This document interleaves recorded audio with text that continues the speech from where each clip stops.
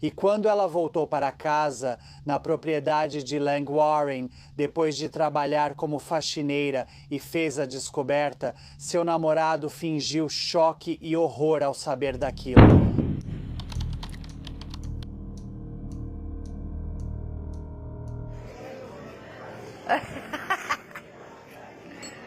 É.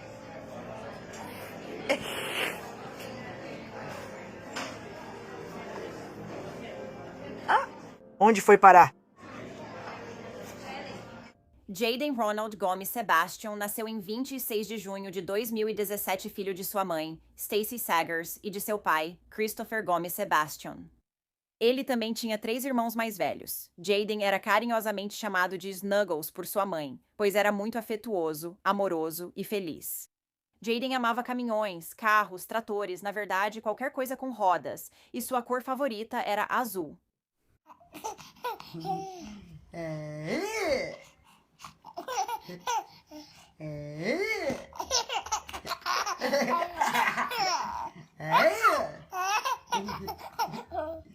Infelizmente, em novembro de 2018, o pai de Jaden, Chris, sofreu um grave acidente de moto e acabou perdendo a vida.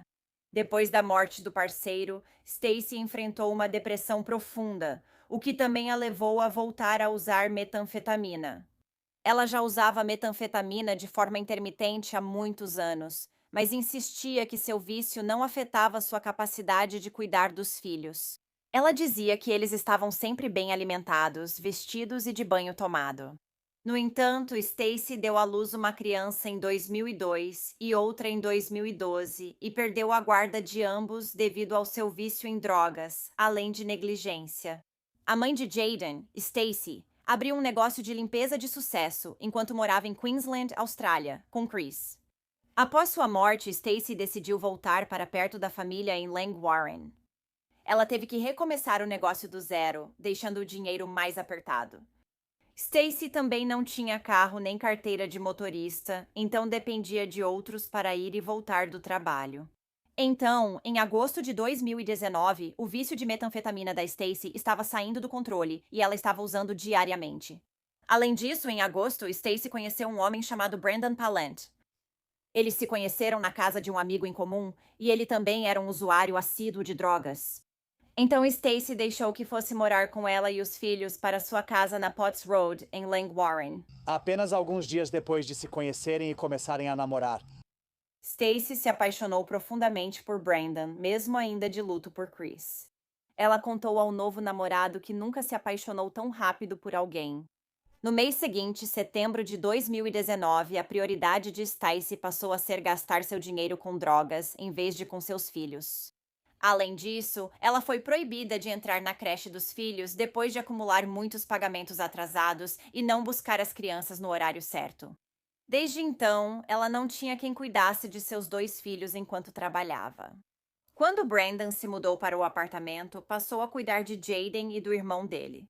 Em 2 de setembro de 2019, Stacey estava escalada para trabalhar e precisava muito do dinheiro, pois devia uma quantia significativa a um traficante. Como já havia feito antes, Brandon ficou em casa cuidando de Jaden e do irmão. Mas antes de sair, Stacey colocou Jaden para tirar uma soneca por volta das 12h30 e então saiu para o seu trabalho de faxina. Nas horas seguintes, Stacey enviou mensagens a Brandon sobre os meninos, mas ele não respondeu. Ela acabou recebendo apenas uma foto do irmão mais velho de Jaden assistindo televisão. Isso começou a deixá-la muito preocupada, então ela ligou para uma amiga pedindo uma carona para casa e saiu do trabalho mais cedo. Stacey estava tão preocupada porque Brandon não estava respondendo suas mensagens, já que seu filho Jaden tinha se machucado 2 vezes na semana anterior, enquanto Brandon estava cuidando dele. Isso resultou em hematomas no rosto dele e um olho inchado. Mas Brandon conseguiu explicar esses ferimentos como acidentes, dizendo que Jaden tinha puxado uma estante de cubos que estava sendo usada como estante de livros e derrubado em cima de si mesmo. Stacey afirmou que mesmo com os ferimentos, Jaden continuava o mesmo menino feliz. A mãe chegou em casa logo após as 3 da tarde. Quando ela chegou, percebeu que Brandon não queria que fosse até o quarto de Jaden, dizendo que ele ainda dormia. Então, ela optou por comer uma fatia de pizza e depois ela e Brandon tiraram uma soneca rápida. Ela não sabia onde estava o irmão mais velho de Jaden. Após as 4, Brandon sugeriu a Stacy levar Jaden e seu irmão para uma caminhada. Stacy aceitou, e Brandon foi ao quarto de Jaden acordá-lo. Mas apenas alguns segundos depois que ele entrou no quarto de Jaden, Stacy ouviu Brandon gritar: "Que porra é essa?" Stacy correu até seu garotinho, mas Brandon já havia se abaixado de costas para ela, pegando Jaden no colo. Ele então saiu do quarto ainda de costas para ela, então ela não conseguiu ver seu garotinho. No entanto, ela viu que ele estava deitado no chão, embaixo de uma mesa pesada de metal e plástico. Brandon correu para a sala carregando Jaden. Ele o deitou no sofá e gritou: "Ligue para o 000. Jaden estava frio ao toque, inconsciente e não respirava. Stacy ligou para o 000 e estava completamente histérica ao telefone. Ela gritava: "Ele tem 2 anos, onde estão? Não sei o que houve. Por favor, venham. Ele está morto. Meu Deus, ele morreu." Enquanto aguardavam os socorristas, Brandon iniciou a RCP em Jaden, mas precisou parar em certo momento para vomitar. Apesar dos esforços dos serviços de emergência, Jaden não pôde ser salvo e foi declarado morto apenas alguns minutos após a chegada dos paramédicos. Parecia que ele já estava morto há muito tempo. Agora, Brandon negou ter feito qualquer coisa para machucar Jaden. Brandon estava visivelmente angustiado tanto quando a polícia chegou quanto em entrevistas posteriores com os policiais. O pequeno Jaden foi achado com 30 ferimentos diferentes. Ele tinha ferimentos extensos na cabeça e uma autópsia posteriormente determinou que ele sobreviveu por até 1 hora após o golpe fatal ter sido desferido contra ele. Ele morreu por lesões cerebrais graves causadas por impacto contundente. Jaden também foi encontrado com metanfetamina e anfetamina em seu corpo, tanto na urina quanto no cabelo. De volta à cena do crime, na casa de Stacy, os peritos forenses encontraram grandes áreas de sangue e tufos de cabelo na cama de Jaden, no rodapé, em um sofá de espuma e no chão do quarto. Eles também encontraram sangue e tecido nas bordas da mesa de metal e plástico, sob a qual Jaden havia sido encontrado deitado. E essa mesa é o que a polícia acredita ter causado o golpe fatal na cabeça de Jaden. Tanto Stacy quanto Brandon foram presos e interrogados durante 2 dias. Stacy acabou sendo liberada. No entanto, Brandon foi detido e acusado do assassinato do menino. Quando Brandon, de 32 anos, foi interrogado pela polícia, disse que não sabia o que tinha acontecido e repetia: "Não, eu tentei salvá-lo." Brandon continuou dizendo à polícia que não tinha visto Jaden naquela manhã e que só o viu quando entrou no quarto dele às 16 horas. Ele estava deitado de bruços, coberto de sangue, e Brandon disse que não fazia ideia de como ele tinha ido parar ali. Mas o que se acredita que realmente aconteceu foi que Brandon entrou no quarto de Jaden em algum momento entre 12h26 e 14h47. Ele então puxou o cabelo da criança e o agrediu brutalmente. Mas por qual motivo? Depois que Brandon deu o golpe fatal em Jaden com a mesa, ele saiu do quarto, deixando o pequeno Jaden lá, morrendo completamente sozinho. Brandon foi julgado pelo assassinato de Jaden, de 2 anos, em julho de 2022. A promotoria alegou que Brandon matou o pequeno Jaden usando a mesa de 10 libras em algum momento daquela tarde. Isso teria acontecido durante um curto, mas profundo período de frustração, raiva, impaciência e perda de autocontrole. Disseram que Brandon estava muito estressado na época da morte de Jaden. Uma dessas coisas era que ele estava tentando retomar o contato com seus próprios 3 filhos e não estava tendo muito sucesso. O júri foi orientado a responsabilizar Brandon pelo assassinato de Jaden e por seus ferimentos anteriores. Eles também queriam que o júri soubesse que acreditavam que Brandon havia armado toda a cena no quarto de Jaden para que parecesse que tinha sido apenas um acidente. Os advogados de Brandon alegavam que outra pessoa poderia ter causado sua morte, apontando sua mãe, Stacy, como responsável. Eles alegaram que ela provavelmente tinha sido a última pessoa a ver o garotinho naquele dia, e que o cliente deles não poderia ser culpado porque ele havia feito RCP em Jaden. Aparentemente, isso agora significa que você não é culpado. Se você faz RCP, está tudo certo, já está resolvido. Mas a mãe de Jaden, Stacy, era retratada como mentirosa compulsiva e viciada em drogas com comportamento agressivo. A defesa alegou que Stacy estava exausta de buscar quem cuidasse de Jaden, já que ele era chorão e muito apegado. Então ela teria sido quem perdeu o controle e descontou no filho no calor do momento. Eles então disseram que as evidências eram compatíveis com alguém, Stacy, empurrando ou jogando Jayden contra a mesa de metal. Uma advogada de Brandon afirmou que Stacy era disposta a mentir para se mostrar de certo modo, já tendo mentido sobre seu vício em metanfetamina. Eles também perguntaram por que ela enviou ao ex-marido a mensagem "Ele está morto" antes da ambulância chegar. Eles achavam que o vício em drogas de Stacy estava fora de controle e seu comportamento ficava mais instável nas semanas antes da morte de Jayden. O júri ouviu sobre como foram encontradas drogas no organismo de Jayden e sobre como Stacy havia vendido recentemente a cama do filho para conseguir dinheiro para comprar drogas. A mãe dela já havia denunciado Stacy ao Serviço de Proteção à Criança por preocupações com o neto. A promotoria agora alegava que, apesar do ambiente, Stacy sempre mantinha a casa limpa, arrumada e os filhos bem cuidados e alimentados. Apesar de nem sempre ser uma boa mãe, ela nunca foi fisicamente agressiva com os filhos. Além disso, Brandon era o único adulto em casa. No momento em que Jayden sofreu seus ferimentos. Durante o julgamento, Stacy prestou depoimento. Ela falou sobre como, na época em que conheceu Brandon, ainda estava de luto pela perda de Chris, o pai de Jayden, que havia morrido em um acidente de moto 9 meses antes. Mas ela disse que Brandon era um cavalheiro e que se apaixonou por ele rapidamente. Stacy também disse que, no começo, Brandon cuidava bem de Jayden e do irmão dele enquanto ela estava no trabalho. Ele não batia neles nem gritava com eles. Mas isso mudou na semana que antecedeu a morte de Jayden, quando Brandon ficou estressado por vários motivos. A mãe comentou que acreditava que Brandon poderia ter dado um soco em Jayden dias antes da morte dele, quando este disse que a estante caiu sobre ele. Mas Stacy não acreditava que uma estante pudesse ter causado tanto dano no rosto de um garotinho. Na época, ela disse que não pensou muito e só mudou a estante para evitar que acontecesse de novo. Stacy comentou: "Achei que foi um acidente causado por Jayden. Meninos sempre se machucam."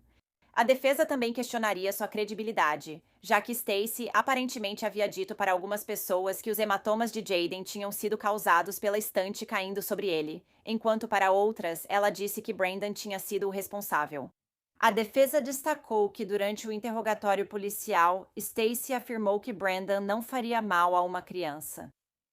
E quando a defesa perguntou a Stacy se ela tinha tomado alguma providência para expulsar Brandon depois de ter notado os hematomas em seu filho pela primeira vez, ela respondeu que não, afirmando que não tinha feito isso. Por motivos financeiros, porque ela gostava da companhia dele e porque eles usavam drogas juntos. Ao ser questionada sobre o temperamento de Jayden, Stacy disse que ele era chorão e muito apegado. Ela contou que Jayden costumava chorar ao se separar dela, inclusive na creche, só parando quando ela o buscava. "Jayden é um menino da mamãe, muito apegado a mim", afirmou. "Ele sempre queria muito carinho." Stacy também falou diretamente a Brandon. "Tudo o que queríamos era seu amor e proteção. Confiávamos em você. O impacto das suas ações dolorosas nunca vai desaparecer. Mas isso é sobre reconhecer que eu não posso mais carregar o peso da minha raiva. E eu preciso fazer as pazes com o que aconteceu. Mas paz, compreensão e perdão pelas ações de Brandon nunca virão." Foram exibidas fotos no tribunal mostrando hematomas no rosto de Jayden e seu olho inchado e fechado. O legista disse que a maioria dos hematomas generalizados encontrados no rosto e no pescoço de Jayden já tinham mais de 18 horas no momento da sua morte. O legista também contou ao júri sobre a fratura deprimida no crânio de Jayden, que causou danos cerebrais significativos. Ele disse que todos esses ferimentos pareciam ser resultado de uma agressão violenta. Na fase das alegações finais, a defesa de Brandon afirmou que a investigação foi falha desde o início, que a polícia só considerou seu cliente e que ele não matou Jayden. Mas a promotoria afirmou que não era coincidência que os ferimentos em Jayden aparecessem justamente quando Brandon estava passando por um grande estresse. Após todas as evidências serem apresentadas, o júri iniciou a deliberação. Mas, após quase uma semana de deliberação, os jurados informaram ao tribunal que não conseguiram chegar a um consenso unânime sobre se Brandon era ou não culpado pelo assassinato de Jayden. Uma nova data para o julgamento foi marcada para junho de 2023, e até lá Brandon permaneceu sob custódia. Desta vez, Brandon foi considerado culpado de assassinato por um júri de 12 pessoas. Ao ouvir o veredicto, ele ficou parado, visivelmente atordoado. Até o momento, Brandon ainda não foi sentenciado, mas ele possivelmente enfrenta prisão perpétua. Stacy pode nos contar como era o Jayden quando criança? Como assim? Do que ele gostava? De fazer? Brincar com o irmão dele. Passar tempo comigo, abraçar. Eu também sinto falta disso.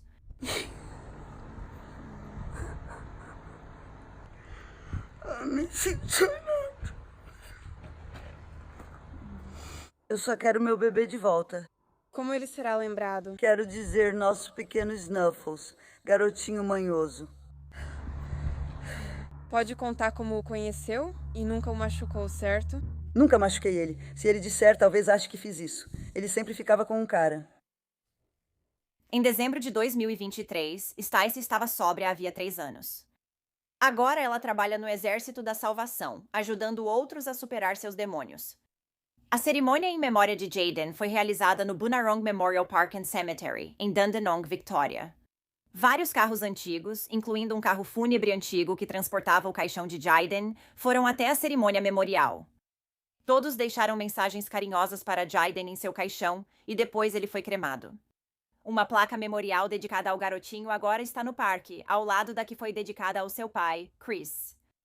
Após a morte de Jayden, vizinhos deixaram brinquedos, caminhõezinhos e flores na frente da casa da família. Alguns deixaram bilhetes. Doce anjinho, descanse em paz, pequeno. Então, no primeiro aniversário da morte de Jayden, em 2 de setembro de 2020, sua mãe, Stace, realizou um serviço memorial no Santuário do Parque Memorial Bunarong. Obrigada por ouvir a história de Jayden hoje. O pobre Jayden foi brutalmente espancado e deixado para morrer sozinho, provavelmente se perguntando onde estava sua mãe e por que aquele homem fez isso. É tão triste pensar sobre isso. E desde a morte de Jayden, Stacy, sua mãe, tem reclamado que foi tratada como vilã. Agora, ela não foi quem realmente machucou Jayden, mas deixar seus filhos em casa com um homem que você não conhece, mas sabe que tem um vício em drogas e já deixou hematomas no seu filho antes, não é a melhor ideia, nem de longe.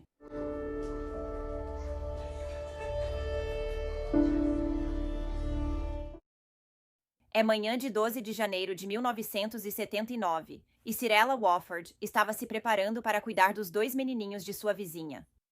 Ela costumava cuidar dos filhos de sua vizinha do andar de cima, Yvonne Cisneros, assim como de outros moradores do prédio que tinham crianças. No entanto, naquela manhã em particular, Yvonne se atrasou para deixar seus 2 meninos, Carlos, que tinha 4 anos, e Benjamin, que tinha 2, no apartamento de Cirella.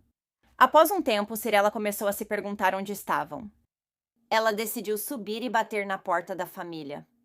Ela ia perguntar a Yvonne se ainda precisava de ajuda com os meninos, mas não obteve resposta.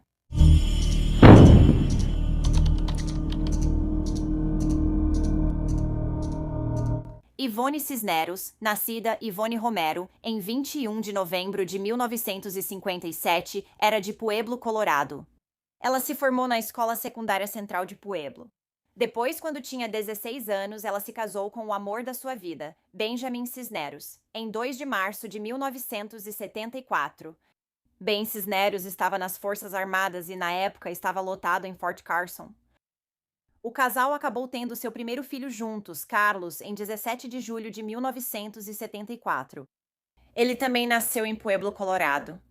Então, em 7 de agosto de 1976, o casal teve seu segundo filho, Benjamin Jr., e ele nasceu em Honolulu, Havaí. A família morava no condomínio de apartamentos Fountain Fontainebleau, em Colorado Springs, Colorado. O casal estava tentando ter um terceiro filho e Yvonne tinha acabado de descobrir que estava grávida. Eles estavam muito animados. Yvonne era uma pessoa muito feliz e amorosa, e uma das coisas que ela mais gostava de fazer era passar tempo com suas amigas e rir por horas a fio. Claro, ela também adorava passar tempo com seu marido e seus adoráveis menininhos. Yvonne também tinha um emprego. Ela também era garçonete na pizzaria Shakey's. Carlos e Benjamin eram meninos típicos, ativos e barulhentos, mas muito doces. Diziam que ambos tinham almas gentis e adoravam brincar com o filho de 10 meses do vizinho, Adonis. Eles também gostavam de tocar música e dançar ao som dela. Os dois eram meninos muito bondosos e também dizem que sempre davam um beijo de despedida na babá ao final do dia. Então, na manhã de 12 de janeiro de 1979, a vizinha de baixo de Yvonne, Cirella, estava se perguntando onde ela e os meninos estavam. Eles normalmente eram pontuais. Cirella já tinha batido na porta algumas vezes e ninguém veio atender, mas ela ouviu um barulho fraco de batidas vindo do apartamento. Mas ninguém parecia estar em apuros, então ela pensou que talvez o casal estivesse apenas tendo algum tipo de desentendimento e não quis se envolver. Ela voltou para seu apartamento, esperando notícias de Yvonne mais tarde. Mas então, apenas algumas horas depois, Sorella ouviu sirenes e viu policiais caminhando em direção ao apartamento de Yvonne. Aparentemente, Benjamin Sênior tinha chegado em casa e encontrado os corpos ensanguentados de sua esposa e dos 2 meninos. Yvonne Cisneros, de 22 anos, e seus filhos Benjamin e Carlos foram brutalmente atacados e esfaqueados em sua casa. Yvonne foi encontrada deitada na banheira, em água muito rasa e ensanguentada, e os corpos dos meninos estavam em quartos separados, cada um em uma cama diferente. Foram brutalmente espancados e esfaqueados. Os 3 foram mortos em algum momento entre as 5 da manhã, quando Benjamin Cisneros saiu para o trabalho e retornou do turno como controlador de tráfego aéreo, por volta das 12h15. Não havia sinais de arrombamento, roubo ou luta. No entanto, havia uma planta em vaso que foi derrubada na cena. A polícia também achou uma caneta com sangue. E junto com o sangue, havia algum tipo de substância branca seca que eles não sabiam o que era. Parecia que poderia ser tinta. A polícia não conseguiu identificar de imediato cada um dos meninos. Um estava deitado de costas, o outro de lado. E eles estavam cobertos de tanto sangue que, a princípio, não conseguiam dizer quem era quem. Yvonne estava apenas parcialmente vestida, e o marido dela colocou um cobertor sobre ela quando encontrou o corpo, porque não queria que mais ninguém a visse do jeito que ele a encontrou. Os detetives suspeitavam que a família foi morta em outra parte do apartamento e depois levada para onde foi encontrada. Foram feitas autópsias na mãe e nos filhos dela. A autópsia de Yvonne indicou que ela havia sido violentada com o cabo de um esfregão. Ela também foi esfaqueada 60 vezes no peito e no abdômen. Depois ela foi estrangulada. Carlos, o menino mais velho, foi atingido 6 vezes na cabeça com uma barra com pesos. Ele faleceu por múltiplas fraturas no crânio. Ele também foi esfaqueado 19 vezes após a morte. Benjamin Jr. morreu devido a 22 ferimentos de faca no peito e depois foi amordaçado com um monte de lenços de papel. Parecia que Yvonne tinha sido morta primeiro e depois os meninos, porque eles testemunharam o crime cometido contra a mãe deles. O agressor sabia que poderiam reconhecê-lo, então precisavam morrer. Alguns ferimentos foram causados por faca e outros por um instrumento semelhante à chave de fenda. A polícia concluiu que o crime ocorreu entre 9 e 11 da manhã do dia 12 de janeiro. Como Benjamin, marido de Yvonne, encontrou a família assim, foi o primeiro a ser interrogado. Como não havia sinais de arrombamento, ele foi inicialmente o principal suspeito da polícia. As autoridades não encontraram nada suspeito na relação de Benjamin e Yvonne e também perguntaram a Benjamin onde esteve naquela manhã. Ele disse a eles que estava trabalhando na base militar. Ele disse que só voltou para casa às 12h15 naquele dia, porque depois de ligar para Yvonne mais cedo e ela não atender, ficou muito preocupado e voltou para casa para ver como ela e os meninos estavam. O exército conseguiu confirmar esse álibi. A família Cisneros se mudou para o apartamento de 2 quartos no complexo Fontainebleau em maio de 1978. Quase metade dos apartamentos do complexo estava vazia, deixando a família Cisneros com poucos vizinhos. Nenhum vizinho contatado pela polícia ouviu barulho vindo do apartamento deles. Uma vizinha do fim do corredor da família Cisneros se apresentou como testemunha.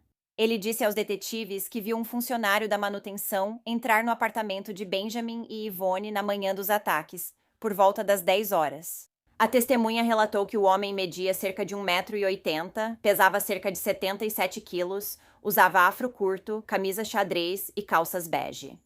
Ao falar com o gerente de manutenção, a polícia soube que a descrição era de um funcionário da equipe. O nome desse funcionário da manutenção era James Joseph Perry.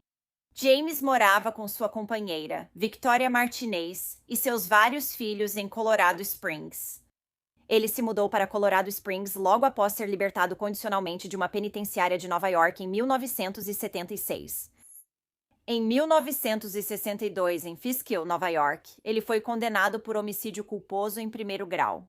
James, que tinha 17 anos na época, junto com seu amigo Edward Clifton Davis, invadiu um apartamento. Parece familiar? Ambos surpreenderam o inquilino e o espancaram até a morte com um cano de ferro. Não sei como eles conseguiram ser condenados só por homicídio culposo nesse caso, porque isso definitivamente não parece homicídio culposo para mim. James foi condenado a 10 a 20 anos em uma prisão de segurança máxima. Durante o encarceramento, James foi transferido entre penitenciárias de Nova York devido a problemas de comportamento. Ele havia cumprido apenas 8 anos de sua sentença quando foi libertado condicionalmente pela primeira vez, em 1970. Um ano depois, porém, ele foi enviado de volta à prisão por violar as condições da condicional. Ele ficou na prisão por mais um ano e foi libertado condicionalmente novamente em 1972. 2 anos após essa libertação, ele foi condenado por novos crimes e enviado de volta à prisão. Ele havia se mudado para Colorado Springs para frequentar o Nazarene Bible College. Ele frequentou as aulas lá até 1978. Nesse momento, pediram que ele deixasse o curso antes do previsto por causa de sua suposta má conduta. No Colorado, James trocou de emprego várias vezes. Ele começou como zelador no Citadel Mall, depois passou a trabalhar na linha de montagem da Ampex Corporation. Ele foi demitido desse emprego e foi trabalhar nas docas da Walter Drake & Sons, Incorporated. Depois foi demitido de lá também e foi então que começou a trabalhar como zelador no complexo de apartamentos onde Yvonne e Benjamin moravam. Enquanto estava no Colorado, James recebeu pelo menos uma multa por dirigir sob a influência de álcool. James chegou a se casar, mas esse casamento acabou em divórcio, pois sua ex-esposa entrou com uma queixa contra ele por agressão de terceiro grau, já que eles tinham um relacionamento bastante tumultuado e violento. No entanto, ela acabou retirando as acusações depois. Com todas essas informações em mãos, além de um mandado de busca, a polícia foi até a casa de James Perry. Victoria, esposa de união estável, atendeu a porta e informou que James não estava em casa. No entanto, ela disse aos policiais que eles podiam entrar e olhar e que responderia a qualquer pergunta que tivessem. Não que ela tivesse muita escolha. Ela disse a eles que seu marido tinha trabalhado no dia dos assassinatos, mas que ele tinha voltado para casa para almoçar e depois retornado ao trabalho. Os detetives também descobriram que a esposa de James trabalhava como faxineira no complexo de apartamentos e que ela, junto com as outras faxineiras, tinha uma chave mestra. Porém, ao pedirem para ela pegar a chave, ela não a achou. Na lavanderia da casa do casal, os detetives encontraram água sanitária, além das roupas que a testemunha disse que o homem que ela viu entrando no apartamento estava usando, a camisa xadrez e a calça bege. Eles levaram as roupas para análise no laboratório criminal, mas sabiam que provavelmente não conseguiriam nada, já que a água sanitária provavelmente havia destruído qualquer evidência que pudesse existir. A caneta que eles encontraram na cena, que tinha sangue e respingos brancos, eles determinaram que os respingos brancos eram tinta branca. Os detetives queriam comparar a tinta que James havia usado em seu último trabalho de pintura no complexo de apartamentos com a tinta que foi encontrada na caneta. Os policiais confiscaram as latas de tinta do prédio de manutenção como evidência. James Perry foi preso e levado para interrogatório. Algumas horas depois, a polícia anunciou que ele estava sob custódia como suspeito, o principal suspeito deles. Mas James não estava falando e pediu um advogado assim que chegou lá. A polícia também percebeu que quando James foi levado, ele estava usando um relógio prateado. Esse relógio prateado tinha uma substância branca nele, uma substância branca que parecia muito com a tinta que eles tinham encontrado na caneta. Idêntica, na verdade. Quando a tinta foi testada depois, eles determinaram que a tinta da caneta era igual à tinta do relógio dele. Durante a tarde dos assassinatos, James chegou a conversar casualmente com uma repórter que estava lá no local, e ele agiu surpreso com o incidente. Ele disse à repórter que conheceu a família Cisneros pouco antes do Natal, quando os ajudou a dar partida no carro de um amigo. Ele disse que a família o convidou para tomar uma cerveja no apartamento deles, mas não voltou a ter contato com eles desde então. As autoridades acreditavam que James Perry tinha pegado a chave mestra e entrou silenciosamente no apartamento dos Cisneros para atacar. Depois, ele foi para casa, lavou as roupas com água sanitária e voltou ao trabalho. Acho que no trabalho ninguém notou seu sumiço. Ninguém percebeu sua ausência no trabalho, ao que parece. O julgamento de James ocorreu em novembro de 1979 e durou 17 dias. A promotoria tentou construir um caso contra James com base em evidências circunstanciais, o que não era bom, incluindo cabelo, sangue e fibras que foram encontrados na cena. Chamaram vários especialistas científicos para testemunhar. No entanto, a defesa tinha seus próprios especialistas e houve muitos conflitos nos depoimentos científicos. Mesmo que uma testemunha tenha dito que viu James entrar no apartamento da família Cisneros e outra tenha dito depois que viu James fugindo do complexo de apartamentos com as mãos pingando sangue, a defesa questionou a credibilidade delas. A defesa também disse que James Perry foi visto várias vezes ao longo da manhã, parecendo normal e sem sangue nas roupas, então isso era um problema para eles. Ele estava lá de manhã sem sangue nas roupas. O ataque ocorreu, depois ele foi para casa, trocou de roupa e voltou limpo, podendo ser visto várias vezes sem problema, até mesmo pela manhã. Isso não significa que ele não fez isso. Ao final dos 17 dias, em 24 de novembro, o júri deliberou e então deu o seu veredito. Eles absolveram James Joseph Perry de todas as acusações. Inacreditável. Eu não sei como, considerando o que sabemos sobre o caso, não sei o que eles ouviram que os fez pensar diferente, mas... Então, depois de estar preso pelos últimos 10 meses, James agora era um homem livre. Quando os repórteres do lado de fora do tribunal perguntaram a ele qual seria a primeira coisa que ele faria agora que estava fora da cadeia, ele respondeu, "Não me pergunte isso", com um sorriso no rosto. A investigação dos assassinatos da família Cisneros não continuou depois disso. O caso foi arquivado pela polícia como não resolvido. A polícia não tinha outras pistas, e todas as evidências que tinham apontavam diretamente para James. As autoridades acreditavam que o caso havia sido resolvido, mas a justiça não tinha sido feita. Após o julgamento, James Perry voltou para Nova York. Vários meses depois, a investigadora principal soube que James Joseph Perry havia sido jogado de uma janela do 10º andar. E nas palavras da detetive, ele não voou muito bem. Então, acho que a justiça acabou sendo feita no final.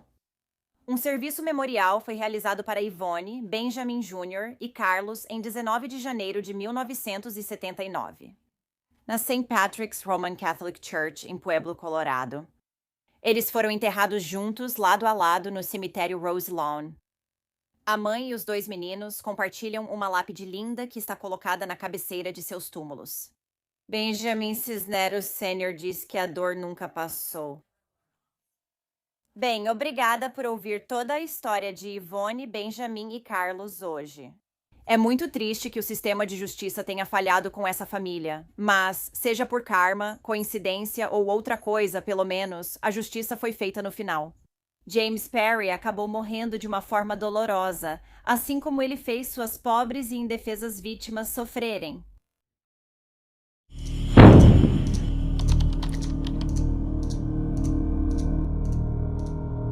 Felicia Williams nasceu perto do Natal. Ela nasceu em 9 de dezembro de 2004.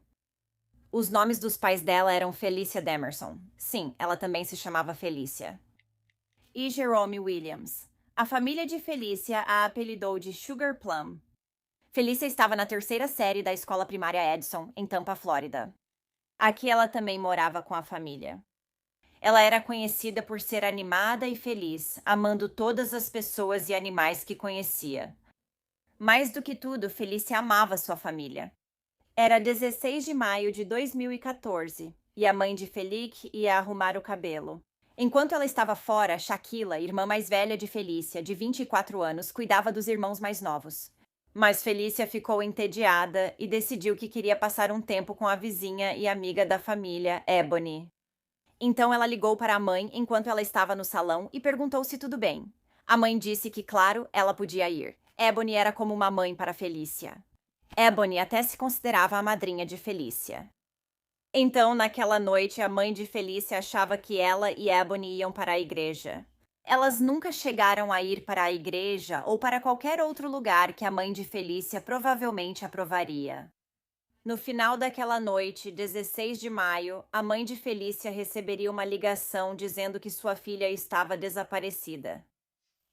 Ebony Wiley, vizinha, amiga e babá da família, tinha 23 anos e tinha conhecido um cara novo 3 dias antes do dia em que estava saindo com Felícia. Esse novo cara era Granville Ritchie, de 35 anos. Ele também morava em Tampa e era um imigrante jamaicano. Granville também usava o nome Trevor. Ebony e ele, na verdade, se conheceram 3 dias antes, enquanto Ebony caminhava pela rua e Granville estava indo para o trabalho. Ele a viu, encostou o carro e pediu o número dela. Ela deu o número e minutos depois ele ligou para ela. Os dois saíram juntos naquela noite. Assim, no dia 16 de maio, seria a segunda vez que Ebony e Granville sairiam juntos. Na primeira noite que os dois passaram juntos, Ebony se apaixonou perdidamente. Ela achou que Granville era simplesmente o máximo, mas depois ela disse que parecia que ele estava vendendo um sonho para ela. Ela até tinha ele salvo no celular como meu marido. Bom, isso é coisa de uma pessoa super grudenta, se é que eu já vi uma. Ela conhece o cara há 3 dias e já tem ele no celular como meu marido. Nem é só meu namorado, é meu marido. Granville negou que era casado, apesar de usar uma aliança de casamento. E depois descobriram que, além de ser casado, ele também tinha 2 outras namoradas. Apesar de todos esses sinais de alerta, Ebony estava apaixonada. Como eu disse, as duas iam sair juntas naquela noite, quando Ebony permitiu que Felícia fosse passar um tempo com ela. Ela decidiu que simplesmente levaria Felícia junto e não diria nada para a mãe sobre isso. Pouco depois das 4 da tarde, Ebony e Granville foram buscar Felícia na casa dela. A princípio, o plano era ir ao McDonald's comprar comida para os 3. Mas Granville começou a dirigir em direção ao condomínio Doral Oaks, em Temple Terrace, Tampa. Granville afirmou que sua mãe estava em seu apartamento preparando o jantar e sugeriu que fossem lá jantar com ela. Ebony disse a Granville que achava que poderia ser um pouco estranho jantar com a mãe dele, já que ela mal a conhecia. Ela mal conhecia Granville também, mas também disse que achava que poderia ser estranho para Felícia jantar na casa de um estranho, o que é ridículo, considerando o que acontece depois. Granville disse ok, e os 3, em seu Lexus prateado, foram até um restaurante Checkers ali perto. Eles pediram alguma comida e depois foram para o apartamento da mãe de Granville. Eles iam passar um tempo lá. Agora, mesmo que Granville tivesse acabado de dizer para Ebony que sua mãe estava lá preparando o jantar, ela não estava em lugar nenhum quando eles chegaram ao apartamento. Nesse momento, Ebony pediu para Felícia ligar para a mãe dela para avisar que estava segura e com Ebony. Segura, por enquanto. Também não houve menção de que Granville estava lá. Ao saírem do carro de Granville para o apartamento, ele mostrou a Ebony uma sacola de comprimidos de êxtase. Ebony tomou um e disse que começou a sentir os efeitos logo depois que entraram no apartamento. Pouco tempo depois, Granville pediu para Ebony pegar o carro dele e buscar um pouco de maconha para que os dois pudessem fumar juntos. Ebony ligou para o avô dela, cujo amigo vendia maconha. Ele disse para ela passar lá e pegar um pouco. Ebony ia levar Felícia com ela, mas Granville a convenceu do contrário, dizendo: "Você vai estar com drogas no carro. Não vai ser seguro levá-la com você. Você também não tem carteira de motorista, então?" Ela concordou em deixar Felícia lá porque confiava em Granville, que conhecera apenas 3 dias antes. Quando Ebony voltou cerca de 40 a 50 minutos depois, ligou para Granville abrir o portão do condomínio. Mas ele não atendeu. Ela ligou várias vezes sem resposta. Finalmente ele retornou a ligação para ela. Ela disse que ele parecia estar sem fôlego nesse momento, e ele disse para ela ir até a CVS, que ficava logo na esquina, porque foi lá que Felícia tinha ido comprar doces e ainda não tinha voltado. Granville disse que assim que ela saiu do apartamento, a menina de 9 anos perguntou se ele tinha doce. Quando ele disse que não tinha, ela perguntou se podia ir comprar. Ele afirma que deu $2 para ela e disse que havia uma CVS ali perto onde ela poderia comprar doces. Ela tinha saído e ainda não tinha voltado, e já fazia bastante tempo. Ebony foi imediatamente de carro até a CVS e, quando chegou lá, perguntou à caixa se ela tinha visto alguma criança que correspondesse à descrição de Felícia. A caixa disse que não tinha visto. Ebony então voltou de carro para o condomínio de apartamentos. Quando chegou lá, viu Granville do lado de fora do apartamento, sem camisa e suando. Granville estava bravo porque Felícia ainda não tinha voltado da loja. Ebony disse que foi ela quem acabou tendo que acalmá-lo. Depois que ela o acalmou, ela mesma começou a surtar e decidiu que precisava começar a rezar. Ela também estava saindo do efeito do mole. Granville disse a ela que ela poderia ir até o armário da mãe dele e rezar lá. Então ela foi. Em vez de procurar por Felícia, ela foi e rezou em um armário. Antes de Granville levar Ebony para casa, eles combinaram uma história sobre o ocorrido com Felícia. Iam contar essa história à família de Felícia e à polícia quando eles se envolvessem. Ebony não parecia tão preocupada quanto deveria estar. Granville decidiu que não deveria mencionar um homem no apartamento antes do sumiço de Felícia, pois achava que não seria bom para nenhum dos dois.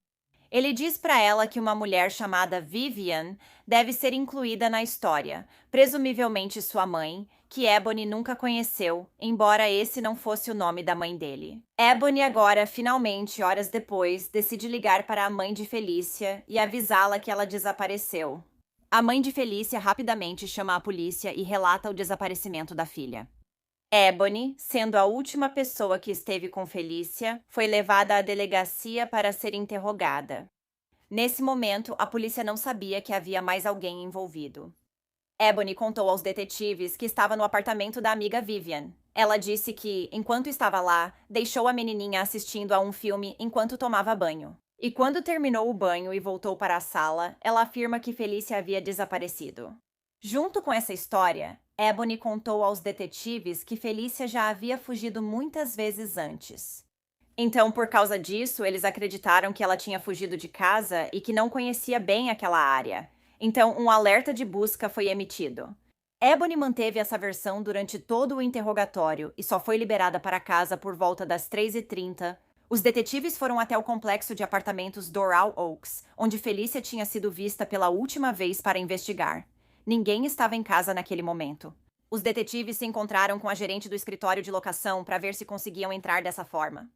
A gerente do escritório de locação então ligou para a proprietária, Gloria Gibson, e ela deu permissão para que eles entrassem. No entanto, não havia sinais de Felícia lá. A mãe de Granville, Gloria, forneceu aos detetives uma declaração por escrito que correspondia exatamente ao que Granville havia dito que aconteceu, ou seja, que Felícia saiu enquanto Ebony estava no banho. Durante essa entrevista, Gloria também mencionou que tinha um filho chamado Trevor. Por volta da 1h da tarde daquele dia, os detetives foram entrevistar Ebony pela segunda vez. Essa foi a primeira vez que a polícia soube que havia outra pessoa envolvida, um homem a quem Ebony se referia como Vivian. Ela disse à polícia que estava fazendo sexo no chuveiro com um homem chamado Trevor quando Felícia sumiu. Como a polícia sabia que Gloria Gibson alugou o apartamento, investigaram ela, seus conhecidos e parentes. Quando fizeram isso, eles viram Granville Hitch. Eles conseguiram uma foto da carteira de motorista de Granville Hitch que mostraram para Ebony. Ela confirmou que esse era realmente o homem chamado Trevor. Ebony ligou para Granville para avisá-lo que tinha falado com a polícia e que contou a eles que ele estava lá quando Felícia desapareceu. A polícia queria falar com ele, então Granville concordou em encontrar os policiais. Na entrevista, Granville Rich disse que conheceu Ebony recentemente e ficaram juntos. Ele disse que após o primeiro encontro só a viu de novo em 16 de maio.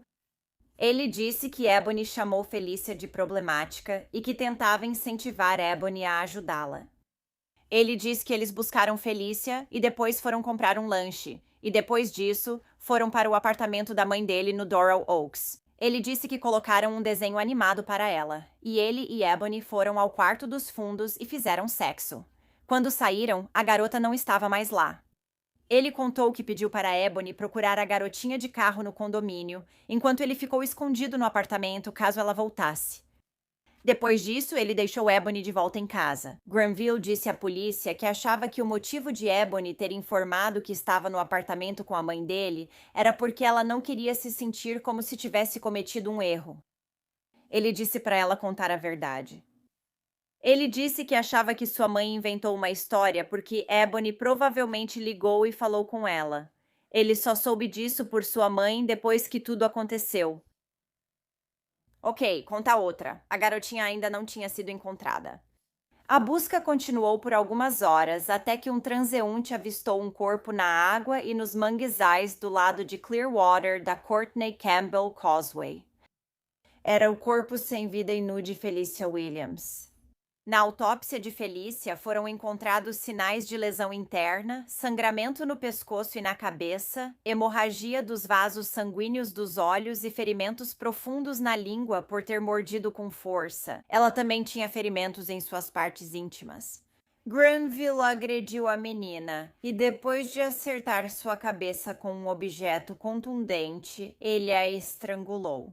A falta de oxigênio no cérebro dela devido à estrangulação manual foi o que acabou matando a doce Felicia Williams, de 9 anos. Assim que o corpo de Felicia foi encontrado, Ebony começou a contar a verdade. Ebony também foi presa por mentir para a polícia durante a investigação.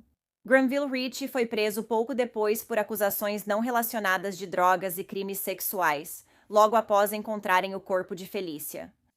Durante o interrogatório anterior, Granville disse aos detetives que, depois de deixar Ebony em casa, ele dirigiu aproximadamente 6 milhas até a casa de um amigo e depois voltou direto para casa. Os dados do sistema de posicionamento global do celular dele mostraram o contrário.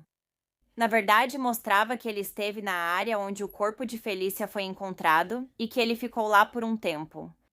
Durante uma busca no apartamento, a polícia encontrou uma roda quebrada de mala junto com um puxador de zíper quebrado no carpete, indo em direção ao pátio dos fundos do apartamento. Também encontraram marcas de rodas no carpete da sala de estar. Ebony disse que aquelas marcas não estavam lá quando ela esteve no apartamento, indicando que Granville possivelmente tirou o corpo de Felicia do apartamento em uma mala com rodinhas depois de deixar Ebony de volta em casa. O apartamento também parecia recém-limpo. Apesar de não encontrarem a mala em que acreditavam que Felicia havia sido colocada inicialmente, os investigadores acharam outra mala no carro dele. Testemunhas disseram que ele, na verdade, possuía 2 malas do mesmo estilo, mas de tamanhos diferentes. Ao revistar o carro dele, encontraram resíduos de plantas e solo compatíveis com a área onde o corpo de Felicia, de 9 anos, foi encontrado.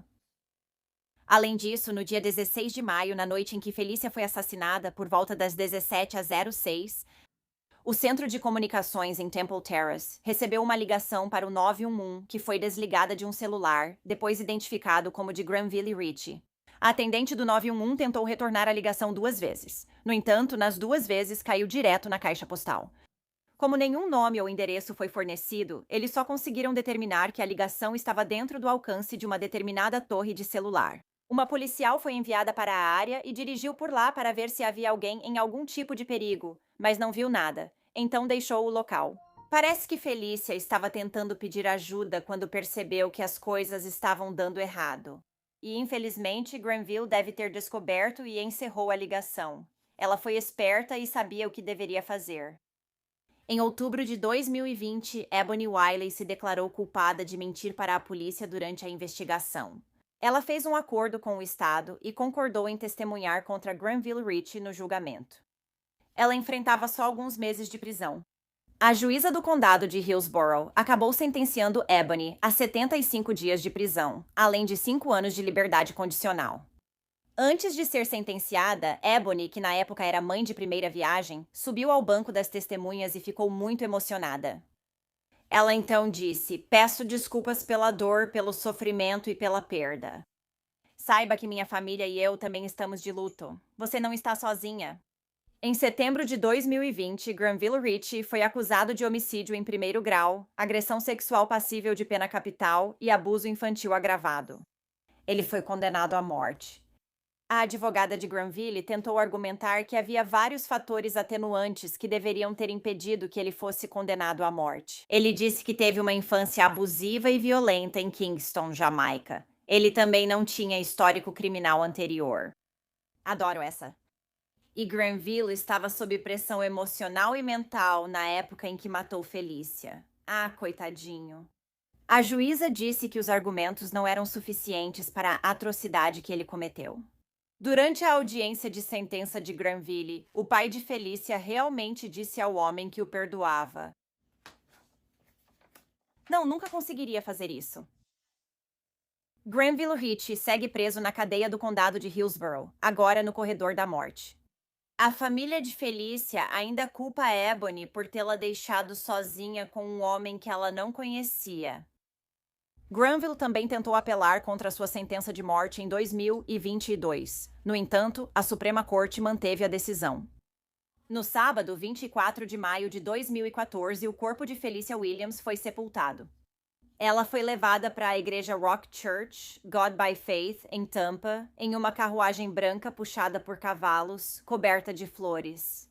Várias centenas de pessoas compareceram ao culto memorial de Felícia na igreja. Ela foi então enterrada no cemitério Shady Grove, onde sua família colocou um belo memorial para ela. Eles também costumam levar balões ao túmulo de Felícia e instalaram um banco de pedra perto de sua lápide para lembrar da garotinha.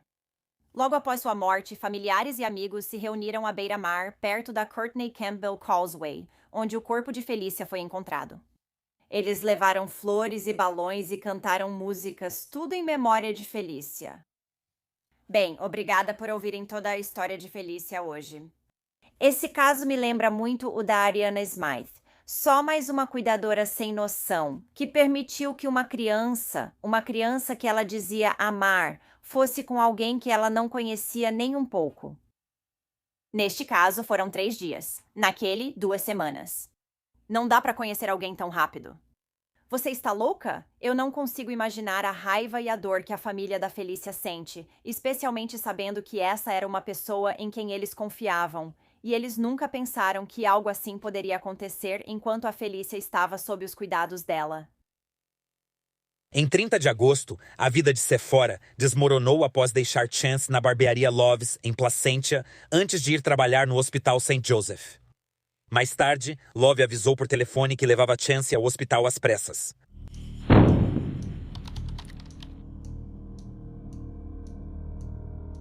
Chance Aiden Crawford nasceu em 7 de fevereiro de 2018 em Torrance, Califórnia, filho de sua mãe, Charlene Sephora, e de seu pai, Vance Crawford. Diziam que ele era um menininho carinhoso, doce, encantador, curioso, extrovertido e sábio para a idade. Ele tinha muitos amigos e gostava muito de ir à igreja toda semana com sua família. Ele também adorava desenhar tudo e qualquer coisa. A coisa que ele mais gostava de desenhar era seu personagem de desenho animado favorito, o Mickey Mouse. E falando em Mickey, Chance adorava assistir ao A Casa do Mickey Mouse, assim como os filmes clássicos da Disney e Vila Sésamo. Por volta dos 4 anos, o garotinho frequentou a Academia de Artes Cênicas Julia Lee, em Lake Elsinore, Califórnia, onde se apresentou em peças musicais, e seus professores disseram que era um prazer tê-lo em sala de aula. Após a separação dos pais de Chance em 2023, ele e a mãe, Charlene, mudaram-se para Lakewood, Califórnia, a cerca de 1 hora dali. E aqui o garotinho começou a frequentar a escola primária MacArthur. Chance tinha acabado de terminar seu 3º dia na primeira série em 29 de agosto de 2024, quando por volta das 18h30, sua mãe o deixou na barbearia Cobblestone, na Avenida Lakeview, em Placentia. Ernest Lamar Love, amigo de Charlene, era barbeiro lá e concordou em cuidar do menino à noite, enquanto a mãe trabalhava como assistente de enfermagem no Hospital Providence St. Joseph. Charlene conheceu Ernest, que também é conhecido como Azariah, em uma igreja chamada Amazing Church, localizada em Lake Elsinore, Califórnia. Ele trabalhava lá no ministério infantil da igreja e também era considerado um profeta. Ernest e Charlene viraram amigos logo após se conhecerem e, segundo ela, ele era confiável e legal. Ele também ajudou o filho dela, Chance, a aprender algumas coisas novas e a superar seus medos. Tá vendo isso, cara? Viu? Vai ter muita coisa que dá medo, mas você precisa enfrentar. Tá bom. Este é um dos vários vídeos que Ernest Lamar Love mandava para a mãe do Chance quando cuidava dele. Poucas horas após Charlene deixar o pequeno Chance, de 6 anos, na barbearia, Ernest avisou que estava levando o filho ao hospital às pressas. De acordo com ele, ele levou o garotinho ao parque, e enquanto estavam lá, Chance estava fazendo polichinelos quando, de repente, caiu e bateu a cabeça com força. Então Ernest o levou para a sala de emergência, e quando chegou ao Children's Hospital of Orange County por volta de 1h30 da manhã, entrou carregando o menino nos braços. Chance estava inconsciente e com dificuldade para respirar. Ele estava em péssimo estado, e não parecia que tinha apenas caído depois de fazer polichinelos, pois tinha vários ferimentos suspeitos pelo corpo. Os médicos descobriram que grande parte da carne das nádegas do menino de 6 anos estava faltando, deixando feridas abertas e expostas. Chance também tinha um hematoma subdural, inchaço extremo no cérebro e outros ferimentos que pareciam ser compatíveis com uma sacudida violenta. Eles também descobriram que o garotinho tinha uma fratura em processo de cicatrização na escápula, o que significa que ela teria ocorrido dias ou semanas antes, e só agora estava começando a se curar. Os ferimentos fizeram a equipe médica duvidar da história de Ernest, levando-os a contatar as autoridades. Chance lutaria por sua vida enquanto permanecia em coma por vários dias. Após os médicos declararem morte cerebral ao menino de 6 anos em 3 de setembro de 2024, ele foi retirado do suporte de vida e faleceu em seguida.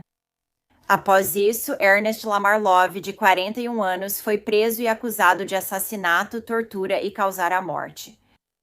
Ele se declarou inocente das acusações e atualmente está detido sem direito à fiança.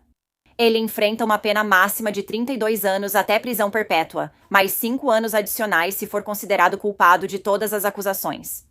Pouco depois de sua prisão, o promotor disse sobre a morte de Chance: "Não existem palavras para descrever o terror absoluto que esse garotinho foi forçado a suportar, tudo pelas mãos de alguém que deveria protegê-lo, não torturá-lo até a morte." A polícia encontrou imagens das câmeras de segurança gravadas na noite em que Ernest levou Chance ao hospital. As imagens mostravam Ernest entrando na barbearia com um grande pedaço de madeira, seguido por um Chance relutante. Isso foi depois que os dois voltaram de um parque próximo e menos de 3 horas depois que a mãe de Chance o deixou lá.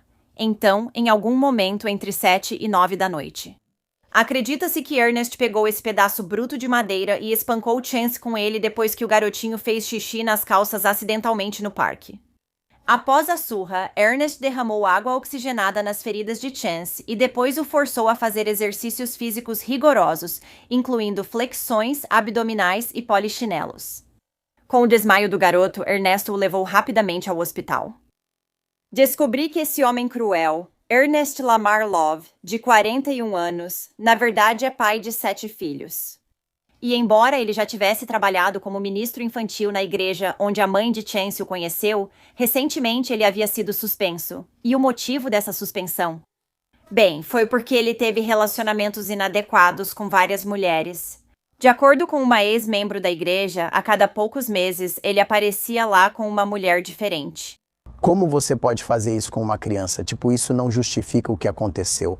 Love, que era conhecido como Azariah, fazia parte da Amazing Church em Lake Elsinore, como ministro e profeta.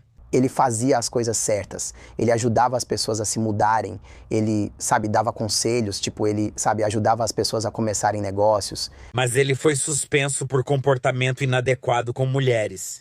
Eles nunca imaginaram que ele pudesse fazer o que é acusado. Nós investimos tanto nele e ele nos decepcionou. Ele falhou, ele nos decepcionou. Ele traiu nossa fé, ele nos decepcionou. Ele falhou com Charlene. Eles dizem, mais importante, que ele falhou com Chance. Ernest também era conhecido por problemas de raiva e antecedentes criminais. Em 2016, ele foi acusado de lesão corporal em uma criança, lesão corporal em um cônjuge, colocar uma criança em risco e conduta desordeira. Ele foi considerado culpado de todas as acusações, exceto lesão corporal em criança. Após a morte do menino, Charlene, mãe de Chance, declarou publicamente que seu coração estava despedaçado ao saber que a pessoa em quem confiava para cuidar de seu filho de 6 anos é acusada de causar-lhe tanta dor inimaginável. Ela afirmou: "Quero justiça para meu filho, ele não merecia isso. Eu confiei meu filho a ele. Ele morreu de uma forma brutal. Foi brutal. Ele não merecia partir desse jeito." Eu realmente fui pega de surpresa. Eu confiei meu filho a ele. Ele me disse que estava fazendo polichinelos. Ele fez meu filho se exercitar e ele caiu e bateu a cabeça. E isso é o que mais dói. pra mim porque eu acreditei nele quando ele me contou. Mas a questão é que Chance tinha uma clavícula fraturada que já estava em processo de cicatrização na época da morte dele, o que significa que isso tinha acontecido algum tempo antes daquela noite. Então Charlene deveria estar ciente disso. A família do garotinho disse depois que, desde que Chance se mudou com a mãe para Lakewood, ela o manteve afastado do pai e de outros membros da família paterna dele. Um parente também disse que a mãe estava dormindo com Ernesto e que ela tentou manter em segredo as lesões que ele causou em Chance. Acredita-se, embora não confirmado, que Charlene sabia que Ernesto machucava seu filho. E apesar disso, ela ainda assim deixou o filho sob os cuidados dele em várias ocasiões. Também houve uma postagem no Reddit de alguém que diz ter trabalhado no hospital onde Chance foi levado. Não tenho certeza da validade dessa informação, mas vou compartilhar com vocês assim mesmo. A postagem diz que a mãe do menino agia de forma muito estranha ao chegar na emergência. Ela ia e voltava, sem entregar os documentos às assistentes sociais. E ela indicou que Chance não fosse reanimado depois de estar lá por apenas algumas horas. A publicação diz que Charlene ligou para seu seguro de vida para checar a apólice do filho enquanto ele ainda lutava pela vida no hospital.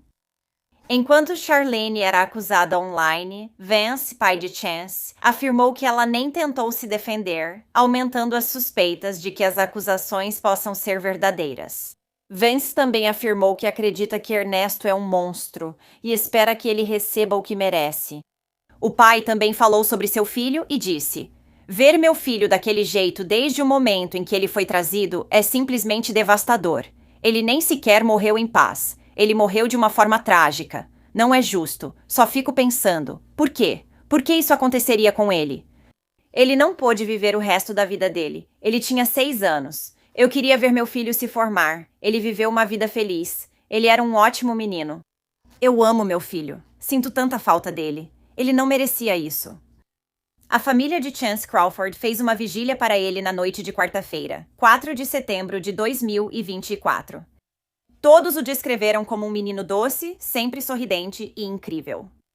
A vigília ocorreu em um parque em Cerritos, Califórnia, escolhido pela família por ter sido onde o menino comemorou seu 5º aniversário com o tema do Mickey Mouse.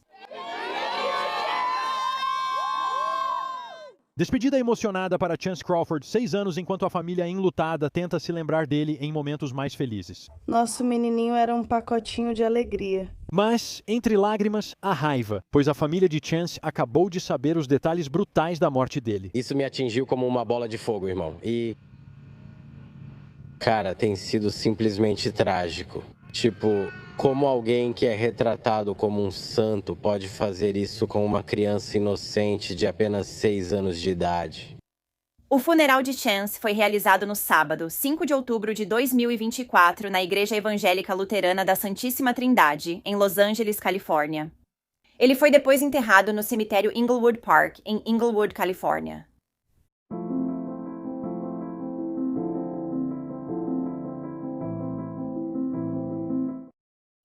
Obrigada por ouvirem a história de Chance hoje. O que esse homem fez com esse garotinho de 6 anos é absolutamente horrível. A pele dele estava descascando quando foi levado ao hospital, e ele também tinha ferimentos graves na cabeça. Isso me faz pensar o que Ernest vinha fazendo com esse pobre garotinho antes disso. Espero que ele receba a punição máxima, ainda mais porque não é a primeira vez que machuca uma criança. E se a mãe do Chance sabia que ele estava machucando o filho dela antes, espero que ela também receba o que merece.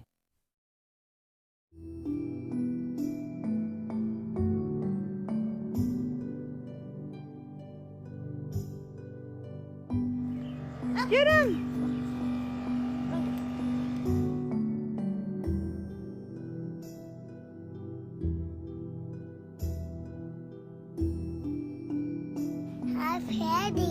You're pretty.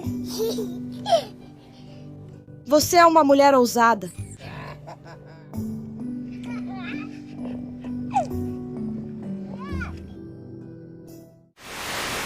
Roger Gillespie, 49 anos, de Centerville, foi acusado de matar Journey Marbury, de 2 anos, que estava sob seus cuidados quando sofreu ferimentos fatais em 19 de janeiro de 2024.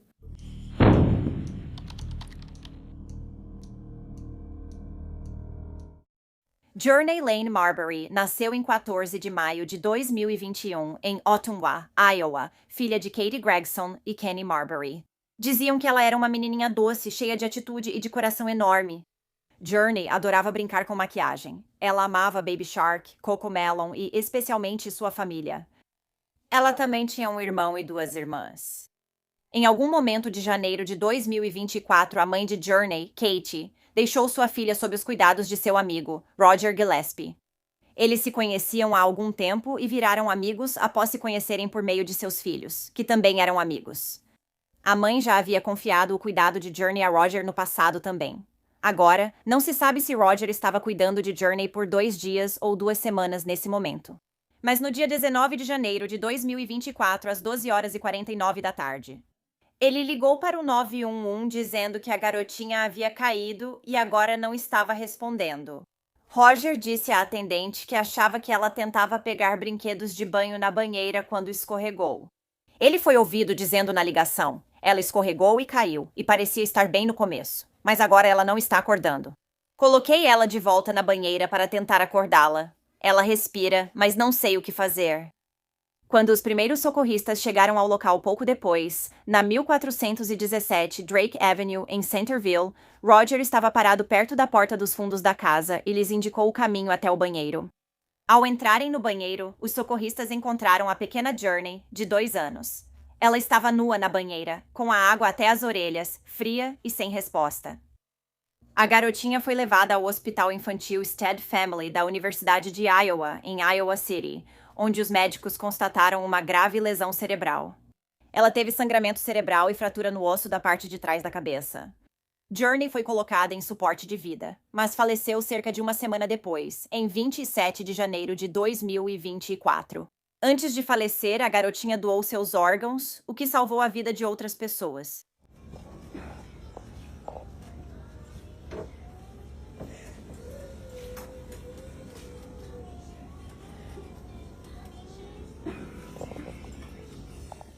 Quando a polícia levou o babá de Journey, Roger, para a delegacia para interrogatório, ele disse que a menina estava tomando banho, e quando ele saiu do cômodo, ela caiu. Ele afirmou que acreditava que Journey estava tentando subir na pia do banheiro para pegar alguns brinquedos de tubarão com os quais ela gostava de brincar. Aparentemente, Roger havia saído do banheiro para descer e lavar roupa quando, de repente, ouviu um barulho alto. Ao voltar ao banheiro, ele achou Journey inconsciente no chão. Em pânico, colocou-a de volta na banheira e jogou água para reanimá-la. Porém, familiares de Journey disseram que a menina sempre reclamava ou gritava ao precisar de ajuda para subir em algo. Ela mal queria subir sozinha em cadeiras porque tinha muito medo. Então, as chances da história de Roger ser verdadeira são praticamente nulas. Talvez ele também tenha percebido nesse momento que essa versão dos acontecimentos não seria convincente. Porque depois que os detetives fizeram uma pequena pausa, Roger mudou sua história. Agora, ele dizia que Journey caiu das escadas do porão ao descer para ver se o irmão estava lá, pois o menino jogava videogame ali quando Roger cuidava dele. Roger disse que estava no banho quando isso aconteceu, mas antes de entrar no chuveiro deixou Journey dormindo no sofá. Ao sair do banheiro cerca de 15 a 20 minutos depois, ele encontrou a menina pequena aos pés da escada. Ela estava inconsciente, e Roger contou à detetive que a levou de volta ao banheiro para jogar um pouco de água nela e tentar reanimá-la. Depois disso, ele ligou para o 911. Curiosamente, em ambas as versões dos acontecimentos, Roger insistiu que, depois que Journey se machucou, mas antes de ela perder a consciência, ela sorriu para ele com os olhos fechados. Após essa entrevista com as autoridades, Roger Gillespie, de 48 anos, foi preso e acusado de expor uma criança a perigo com resultado morte. Quando saíram os resultados da autópsia da criança, ele também foi acusado de homicídio em 1º grau. O médico legista determinou que a causa da morte de Journey foi traumatismo contundente e a morte foi classificada como homicídio. A garotinha tinha uma fratura de 10 centímetros na parte de trás do crânio, com cérebro muito inchado e hemorragias graves. Além disso, ela tinha hemorragia nos 2 olhos. A perita afirmou que o grau de força necessário para causar essas lesões seria semelhante ao de uma queda de um prédio de 2 ou 3 andares ou de um grave acidente de carro. Teria que ter havido uma combinação de sacudidas junto com uma queda, não apenas uma queda como Roger estava dizendo. Journey também tinha hematomas no tronco, nas costas e no pé, alguns antigos, outros novos. Além disso, foi encontrado metanfetamina no organismo dela. Embora tenha sido descoberto que Roger tinha câmeras de vídeo dentro de casa, os detetives não conseguiram recuperar nenhum vídeo gravado no dia em que Journey se machucou. No entanto, eles descobriram vídeos que foram gravados antes daquele dia e perceberam que, logo após a menina ter sido levada ao hospital, Roger acessou o aplicativo em seu celular, que estava conectado às câmeras. Então, é provável que ele tenha apagado todos eles. Nas imagens da câmera corporal, Roger aparece jogando agressivamente uma cadeirinha de penico para fora de casa e repreendendo Kate, mãe da menina.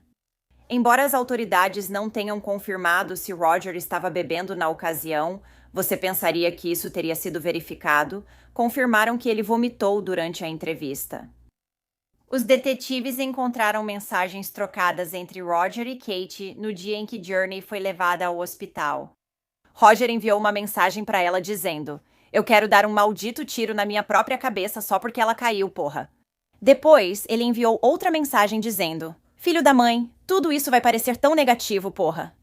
Ao que Kate respondeu, dizendo para ele que tudo o que ele conseguia fazer era pensar em si mesmo, como sempre. Ela confrontou Roger sobre sua história de que sua filha caiu na banheira após ele ter acabado de sair do cômodo, pois não acreditou em sua versão. Também ocorreram trocas de mensagens entre os dois nas semanas antes de Journey se ferir. Em algumas, Roger fez avanços sexuais à mãe. Avanços que Kate havia ignorado porque ela só tinha interesse em ter uma amizade com ele. Ela afirmou que eles nunca tiveram um relacionamento sexual no passado também. Embora haja algumas mensagens trocadas entre os dois em que Kate se refere a Journey como nossa filha. Segundo ela, no entanto, ela costuma usar o recurso de ditado por voz, e o que era para dizer era minha filha. Um dia antes de Journey ser levada ao hospital, Roger avisou Kate que a menina não parecia gostar tanto dele como antes, e pediu que Kate arranjasse uma nova babá para ela.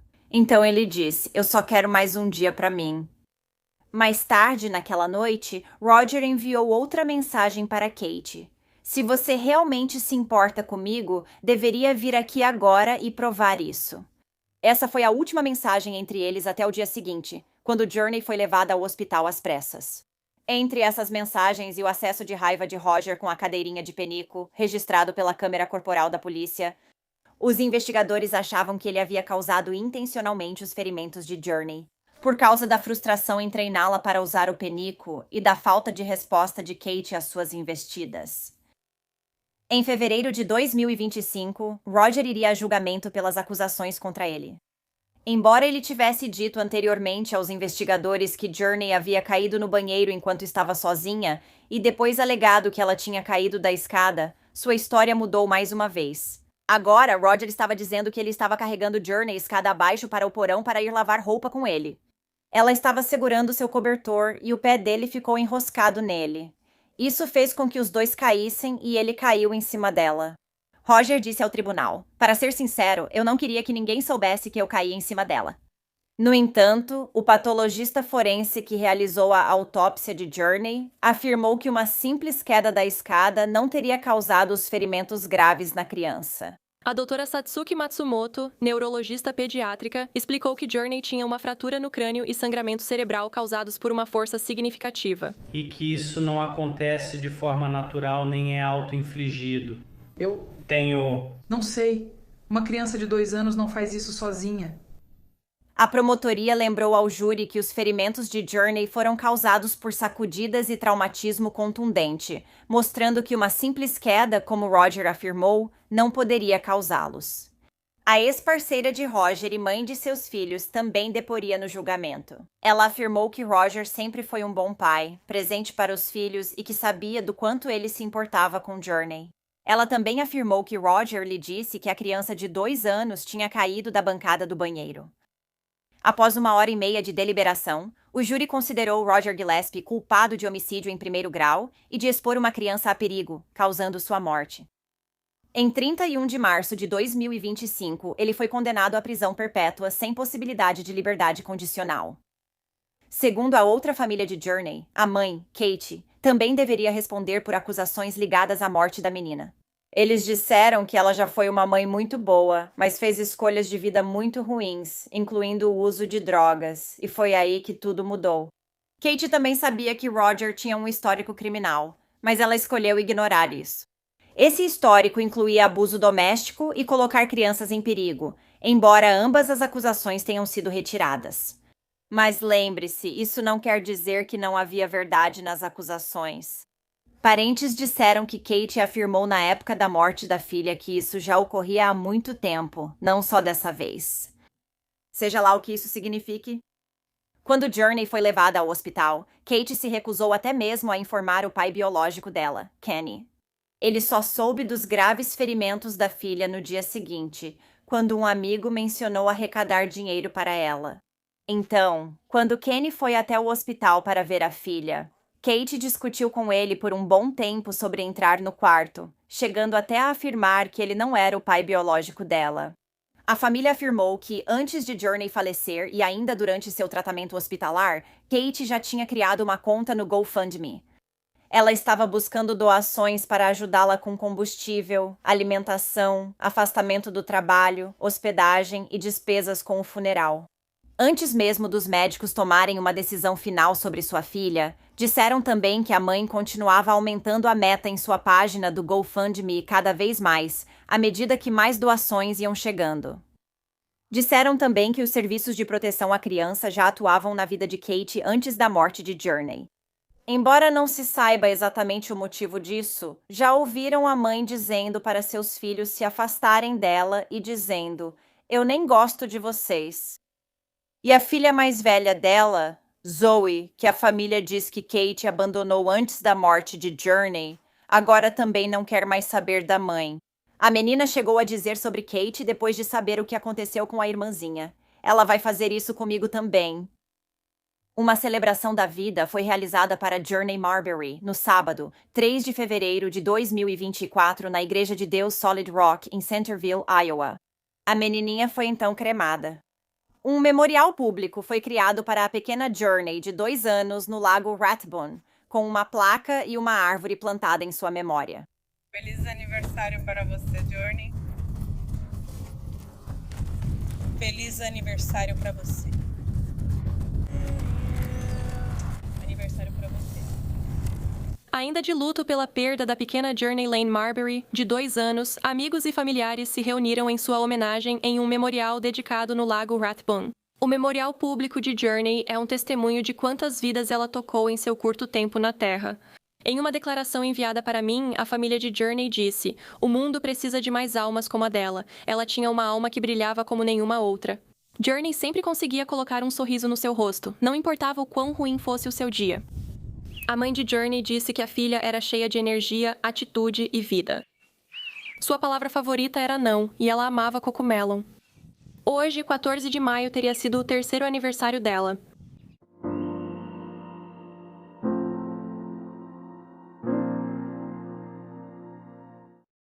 Obrigada por ouvirem a história da Journey hoje. Embora esteja claro que algo sério aconteceu com ela enquanto estava sob os cuidados de Rogers naquele dia, parece que sua mãe, Kate, foi extremamente negligente com seus filhos. E, na minha opinião, ela deveria ter sido acusada por isso. O que você acha? Então, se você gosta de True Crime e quer ouvir isso de mim, não se esqueça de clicar no botão de inscrever-se aqui embaixo. Ative as notificações para saber quando eu postar novos vídeos, pelo menos 3 vezes por semana. Obrigada por acompanhar a Wicked World hoje. Até a próxima. Se cuidem. Tchau. Obrigada a todos os apoiadores de A Wicked World. Agora tem ainda mais conteúdo de A Wicked World no Patreon. Então dá uma olhada em patreon.com/awickedworld ou use o aplicativo do Patreon. Você terá acesso a vídeos exclusivos todo mês e muito mais. Qualquer apoio realmente ajuda a garantir que as vítimas nunca sejam esquecidas e a destacar as falhas da sociedade associadas a cada caso. Você tem uma sugestão de história que gostaria que eu abordasse? Se tiver, me envie um e-mail para wickedworldtruecrime@gmail.com.